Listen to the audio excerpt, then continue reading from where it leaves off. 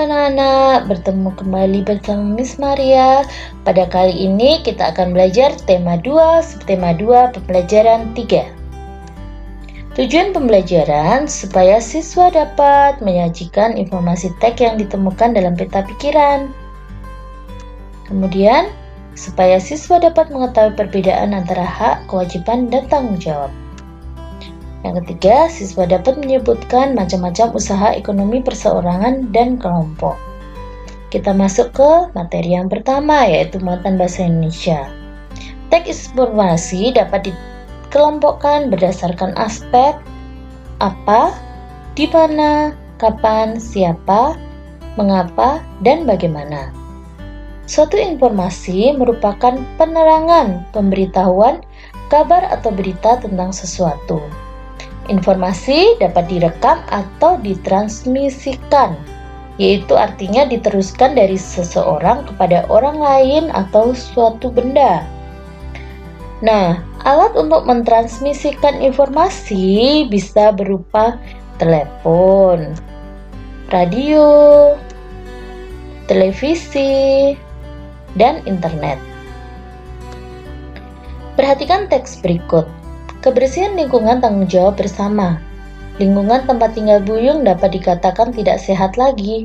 Banyak sampah berserakan di sekitar rumah warga. Tempat sampah juga tidak difungsikan sebagaimana mestinya. Banyak sampah di sekitar tempat sampah.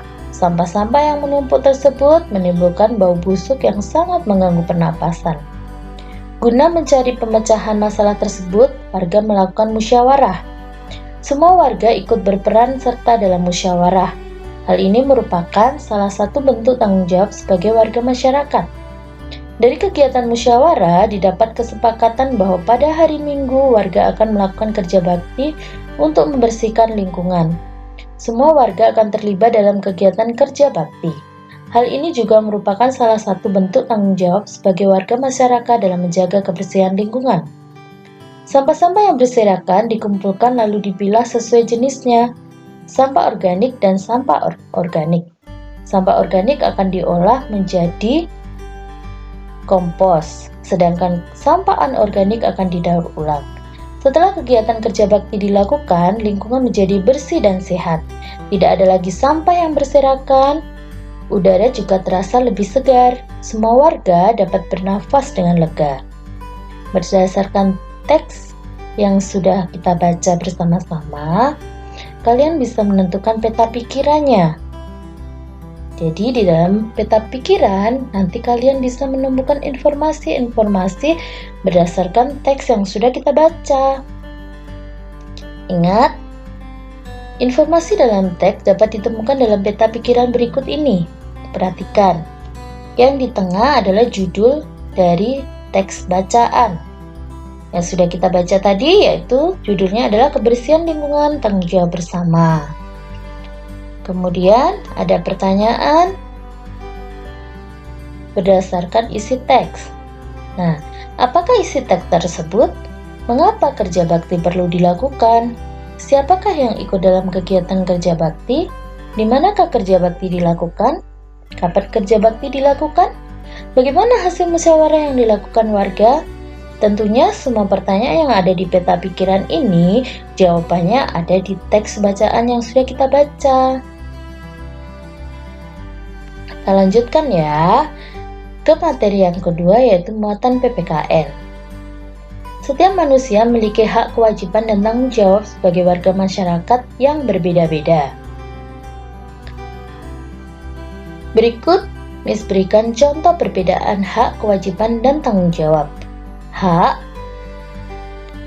yang termasuk hak adalah mendapat rasa aman, memperoleh udara dan air yang bersih, mendapatkan nilai yang bagus. Kemudian untuk kewajibannya adalah menjaga kebersihan lingkungan, menjaga keamanan lingkungan, belajar dengan sungguh-sungguh. Kemudian sikap yang menunjukkan tanggung jawab, yaitu melakukan kerja bakti lingkungan, melaksanakan ronda, pelaksanaan piket. Baiklah, kita akan masuk ke materi yang ketiga, yaitu muatan IPS. Usaha-usaha dalam bidang ekonomi ada dikelola sendiri atau perorangan, dan ada juga yang berkelompok. Itu tadi berdasarkan jenis usahanya dibagi menjadi dua, yaitu usaha perseorangan dan usaha kelompok. Usaha perseorangan adalah usaha perorangan dapat didirikan dan dikelola oleh seseorang dengan modal sendiri. Biasanya, usaha perseorangan ini ciri-cirinya adalah modalnya kecil, bersumber dari satu orang. Perusahaannya kecil karena tempat terbatas. Perusahaannya dikendalikan oleh pemilik modal. Keuntungan dan kerugian ditanggung sendiri pemilik modal. Contohnya, usaha perseorangan adalah usaha pertanian. Usaha pertanian ini biasanya dilakukan oleh petani di desa yang menggunakan modal sendiri, kemudian lahan sawah sendiri. Nanti hasilnya dia pun akan pergunakan sendiri, dan apabila mengalami kerugian itu akan ditanggung sendiri. Kemudian ada industri kecil. Industri kecil di sini adalah pengrajin keramik, pengrajin gerabah, kemudian mebel.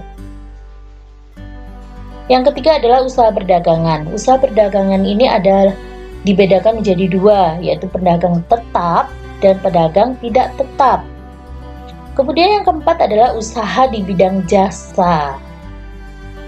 Seperti contohnya penjahit, kemudian tukang cukur, dan lain-lain. Kemudian kita masuk ke usaha kelompok.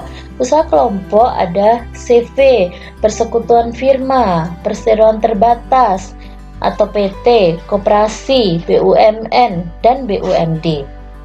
Kita bahas satu-satu ya. Yang pertama adalah perseroan komanditer atau komanditer vereniging atau yang disingkat dengan CV. Adalah persekutuan antara dua orang atau lebih untuk menjalankan usaha bersama. CV ini berdasarkan anggotanya dibedakan menjadi dua. Ada yang disebut sekutu aktif, yaitu adalah orang yang bertanggung jawab penuh atas kelancaran usaha. Kemudian sekutu pasif atau sebagai penanam modal, tugasnya hanya diam mempercayakan jalannya usaha pada sekutu aktif.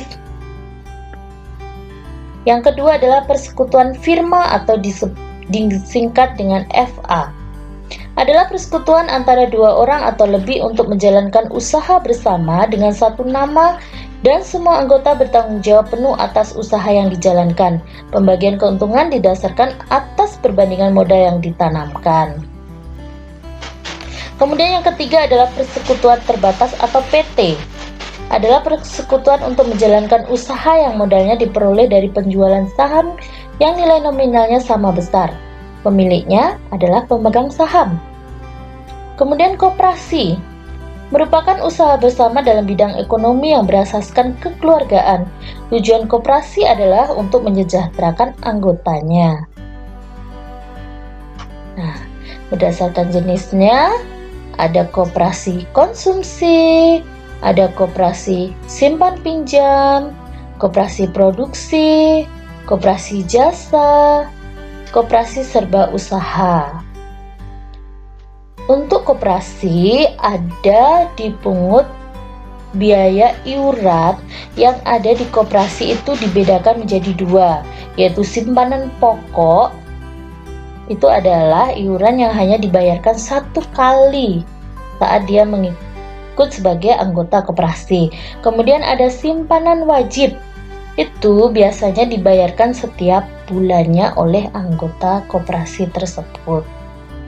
Kita lanjutkan. BUMN atau kepanjangan dari Badan Usaha Milik Negara. BUMN bertanggung jawab atas kesejahteraan masyarakat Indonesia. Modal usahanya ditanggung oleh negara. Fungsinya dari BUMN adalah sebagai perusahaan dan wahana pembangunan. Kemudian berdasarkan jenisnya BUMN dibedakan menjadi tiga. Yang pertama adalah perjan atau perusahaan jawatan, contohnya Rumah Sakit Jantung Harapan Kita, Rumah Sakit Cipto Mangunkusumo, Rumah Sakit Karyadi, Rumah Sakit Sarjito.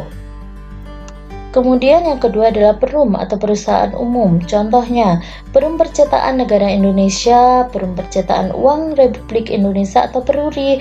Jadi perusahaan yang mencetak uang di Indonesia itu adalah Peruri. Sedangkan untuk BI atau Bank Indonesia hanya mengeluarkan uang tersebut. Kemudian persero atau perusahaan perseroan contohnya adalah PT PLN, PT Jasa Raharja, PT Balai Pustaka, dan PT Telkom. Kemudian ada BUMD, yaitu Badan Usaha Milik Daerah. BUMD adalah perusahaan yang didirikan dan dimiliki oleh pemerintah daerah. Tujuannya untuk turut melaksanakan pembangunan ekonomi daerah, memenuhi kebutuhan rakyat, dan menyediakan lapangan pekerjaan. Contohnya, Perusahaan Air Minum Daerah atau PDAM, Bank Pembangunan Daerah atau BPD, kemudian perusahaan angkutan daerah seperti angkot, bus kota, semacamnya. Nah, untuk lebih memahami yang sudah disampaikan tentang jenis usaha ekonomi masyarakat, kalian bisa melihat tugas berikut ini. Perintahnya adalah tulis B jika pernyataan benar dan tulis S jika pernyataan salah. Nah, ini adalah kolomnya. Nanti kalian bisa tulis jawabannya saja di buku tulis kalian. Lalu kirimkan ke Miss Maria dan Mr. Yohan. Sudah paham ya? Jadi tugasnya ada di layar video pembelajaran ini. Hanya menulis huruf B atau S. B untuk benar, S untuk salah. Baiklah anak-anak, itulah yang dapat Miss sampaikan pada pembelajaran kali ini. Semoga apa yang Miss jelaskan dapat kalian pahami dan mengerti. Dan jangan lupa tetap semangat belajar, jaga kesehatan, dan sampai jumpa. Dah.